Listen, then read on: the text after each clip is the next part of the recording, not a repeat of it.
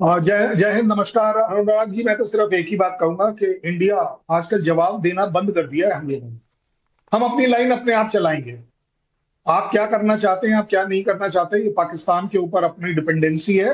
We have got nothing to do with Pakistan, but yes, मैं ये जरूर बोल सकता हूं कि मेरे देश में एक एनक्रोचमेंट, एक इलीगल ऑक्यूपेशन ऑफ लैंड के ऊपर एक बड़ी स्ट्रेट क्लियर कट पॉलिसी है, जिसके तहत सिर्फ उतनी ही चीजों को हटाया गया जो कि इलीगल थी, एनक्रोच थी। सबसे बड़ी बात, उससे भी बड़ी बात, मुझे नहीं लगता कि जैसा कि पाकिस्तान में पत्रकार बोल रहे हैं कि सिक्योरिटी हटा दी गई है, वैसे भी अगर मोटे तौर पर देखा जाए, मतलब सच्चाई के तौर पर देखा जाए, तो पाकिस्तान कमीशन को किससे डेंजर है? क्या उन 20 टॉप टेररिस्ट से डेंजर है जो यूएन डेजिग्नेटेड है, और वो तो लेकिन पाकिस्तान में रह रहे हैं? या हाफिज सईद से डेंजर है, वो भी वहीं रह रहा है? मसूद से डेंजर है, वो भी वहीं रह रहा है। तो सिक्योरिटी अगर हम हटाएंगे भी, तो एक्चुअली उनको चाहिए नहीं। इसलिए मैं आरजू साहिबा आपसे कहूंगा, डरना बिल्कुल नहीं है, हिम्मत बिल्कुल नहीं हारनी है। आप बिल्कुल निश्चिंत रहिए। अवैध, इनक्रोच्ड या इलीगल जो वो आतंकवाद परोसता है ना, उसके खिलाफ भी भारत ऐसे ही बुलडोजर चलाएगा। बहुत क्लियर मैसेज है। 100%, 100%। और ये बड़ी बात कर, तो नफरत है। हाँ नदीम जी, नफरत नहीं नदीम जी, है। अगर नफरत करनी होती नदीम, अगर देखिए, नफरत करनी होती नदीम, तो मैं आपके साथ बात ही नहीं करता। Very true. नफरत नहीं है, ये जो तासुब है, मैं आपको ये जो नफरत है, आप देखें कि ये क्या हरकतें, एक मिनट, नदीम साहब, मैं आ रहा हूं आपके पास। चलें सर को पूरा कर लें दीजिए। नदीम जी, मैं आ रहा हूं आपके पास। हाँ नदीम साहब, चलें सर, जल्दी से 20 सेकंड। पहले 4 दिन पहले जब आपकी कंट्री में इंडियन हाई कमीशन के बाहर से सिक्योरिटी हटाई गई थी, तब हम बात करते आपसे, लेकिन हमारी टॉलरेंस है। हमने उस समय आपसे ये बात नहीं करी। आपने वो जो हमने तो बड़ा क्लियर मैसेज दे दिया। मैं आ रहा हूं शैलेंद्र सर, दीपक वोरा सर, मैं आपके पास भी आ रहा हूं। हमने बड़ा क्लियर मैसेज दे दिया। Nadeem sir please please, Nadeem ji सवाल सुनिएगा तब ना जवाब दीजिए। हमने तो बड़ा क्लियर मैसेज दे दिया। आपको यह भाषा समझ में आती है, हम ये भी जानते हैं, इससे ऊपर के लेवल की भी चीजें जानते हैं। लेकिन मेजर नदीम जी, आपके लिए तो दो बड़े झटके लगे। एक तो हमने आपको बता दिया, आप अगर इसको इंक्रोचमेंट ड्राइव के तौर पर देखेंगे तो भैया ये आपकी बुद्धि पर है, लेकिन हम लोग इसको इस तौर पर देखते हैं कि भैया हम जवाब देना जानते हैं, हर तरीके से जानते हैं, बाकी आप समझदार हैं। लेकिन मेजर नदीम दो बड़े झटके लगे। सर्जियो गौर ने भी आपको आईना दिखा दिया सर। कहां तो आप पाकिस्तान के पिछलग्गू, माफ कीजिएगा, अमेरिका के पिछलग्गू बन के अमेरिका के कंधे पर सवार होकर अपनी बैतरणी पार करना चाह रहे थे।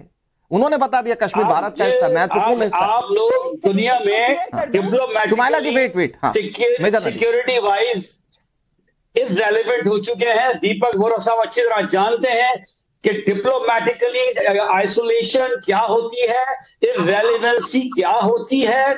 ये खाली यहां बैठकर कह लगा सकते हैं, बट इस वक्त इंडिया के साथ एक मुल्क नहीं खड़ा हुआ। मैंने कहा कि भूटान को मिला लें, कम से कम वो आपके साथ खड़ा हो जाए, उसके साथ कोई म्यूचुअल डिफेंस के एग्रीमेंट कर लें।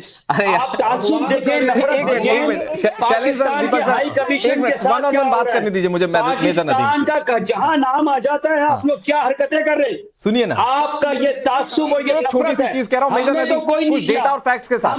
मेजर नदीम जी एक सेकंड, चलें सर आ रहा हूं। डबल सिक्योरिटी लगाएंगे। नहीं शैलेंद्र सर, मेजर नदीम जी एक सेकंड बस, मैं एक छोटी सी बात कह रहा हूं। पाकिस्तान को मैं असलियत बता रहा हूं कि आज पाकिस्तान की असलियत क्या है। भारत किसको मिला ले, आप वो बात छोड़ दीजिए। आप कितने टुकड़ों में टूट रहे हैं? बलूचिस्तान में क्या हो रहा है, खैबर पख्तूनख्वा में क्या हो रहा है, पीओजेके में क्या हो रहा है, छोड़िए आप बताइए ईरान के साथ है कि सऊदी अरब के साथ है कि अमेरिका के साथ है? आप बताइए अमेरिका के साथ है कि चाइना के साथ है?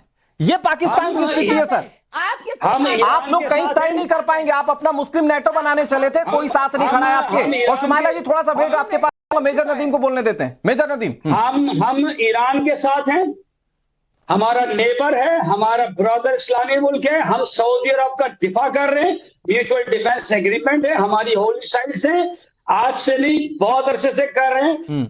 तुर्की हमारे साथ खड़ा है। नील के साहिल से लेकर ताबखा के काशगर ये मिलने वाला है। एक तो मुस्लिम हरम की पासबानी के लिए नील के साहिल से लेकर ताबखा के काशगर भी आ जाएगा। अरे वो जो अमेरिका के पिछलग्गू बनते हैं, अमेरिका पे कुछ बोलेंगे? जीसीसी कंट्रीज भी, अमेरिका भारत में आकर ये बता कर चला गया कि भारत का है जम्मू कश्मीर। हमें तो कोई डाउट ही नहीं था। पूरे ग्लोबल लेवल पर आप लोग प्रोपेगेंडा फैलाते थे, वो प्रोपेगेंडा आपका ध्वस्त कर दिया। अरे सुमेला जी, आपकी दिक्कत क्या? अभी आपके पास आया नहीं, मेजर नदीम बोल तो रहे। सुमेला जी की आवाज कम कीजिए।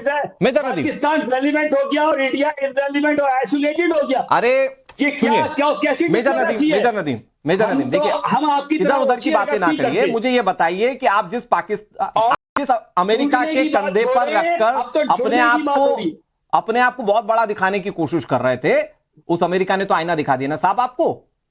कोई आईना नहीं दिखाया। आपका ग्लोबल प्रोपेगेंडा तो ऐसे ध्वस्त कर दिया ना, ऐसे ध्वस्त किया ना आपका ग्लोबल प्रोपेगेंडा।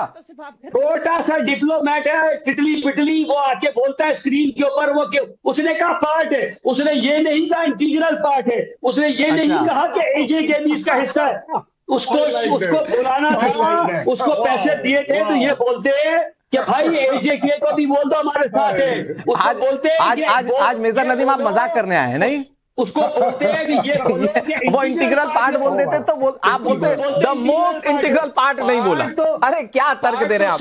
दीपक बोरा सर वो कह रहे थे आप डिप्लोमेसी को बहुत अच्छे से जानते हैं। जरा बताइए सर कि डिप्लोमेटिकली भी भारत कैसे जवाब दे रहा पाकिस्तान को आज सर?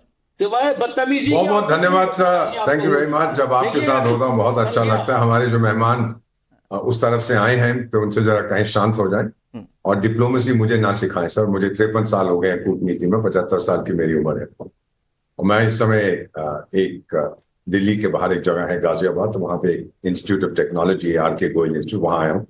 कोई 10,000 बच्चों का ओरिएंटेशन था, उनसे बात कर रहा था।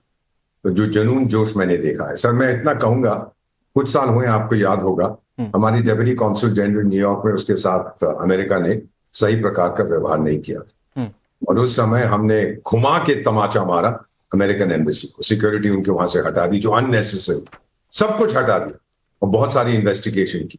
अमेरिका घबरा गया था और माफी मांगी कि हमसे गलती हो गई थी, जो कुछ न्यूयॉर्क में। तो जो पल्ली तरफ आप लोगों ने किया है उसका जवाब दिया। डिप्लोमेसी में सर आप दांत ना दिखाएं, आपके दांत खूबसूरत नहीं है। अब मेरी बात डिप्लोमेसी में सर आप डेंटिस्ट के पास जाइए, यहां मत आइए। तो मैं दूसरा बताना चाहता हूं कि डिप्लोमेसी में एक चीज होती है रेसिप्रोसिटी, वो एक प्रिंसिपल है। अब मैं एक सवाल पूछना चाहता हूं कर्नल साहब से भी और बाकी जो हमारे मेहमान आए हैं। आजाद कश्मीर, अब सुन लीजिए बड़े ध्यान से मैं क्या बोल रहा हूं। आजाद कश्मीर पाकिस्तान का हिस्सा है कि नहीं? मैं सवाल पूछ रहा हूं, जवाब दीजिए। इंटीग्रल पार्ट है, इंटीग्रल पार्ट। आप तो कहते हैं आजाद कश्मीर, एक मिनट, आप आजाद कश्मीर के तो आजाद किस बात का है सर? आपकी स्टेटमेंट यूएन में कि हमारा हिस्सा नहीं है, ये इंडिपेंडेंट है, तभी आजाद कश्मीर। अरे पढ़ के आया कर, तेरे दिमाग में पता नहीं घुसा घुरा हुआ। अब मैं बताता हूं, सुन लीजिए एंकर साहब, इनको चाहिए मॉन्टेविडियो कन्वेंशन 9। सर जरा खामोश हो जाए, इसको बंद कर दो यार, ही डजंट अंडरस्टैंड एनीथिंग। 1932 का मॉन्टेविडियो कन्वेंशन है, उसमें कहा है कि किसी देश को आजाद होने के लिए 4 चीजें चाहिए। टेरिटरी चाहिए, सरकार चाहिए, हुकूमत होनी चाहिए वहां पर, पॉपुलेशन होनी चाहिए और इंटरनेशनल रिकॉग्निशन। अब मैं जो लोग पीओके के हैं, इलीगली ऑक्यूपाइड जम्मू के, कर्नल साहब सुनिए, आप लोग अप्लाई करिए for membership of the United Nations, क्योंकि आपके पास 4 चीजें जो चाहिए थी, 3 हैं, चौथी है इंटरनेशनल रिकॉग्निशन, वो पाकिस्तान ने आपको खुद दे दी है कहकर कि आप आजाद हैं। अप्लाई करिए, मैं समर्थन करूंगा आपका।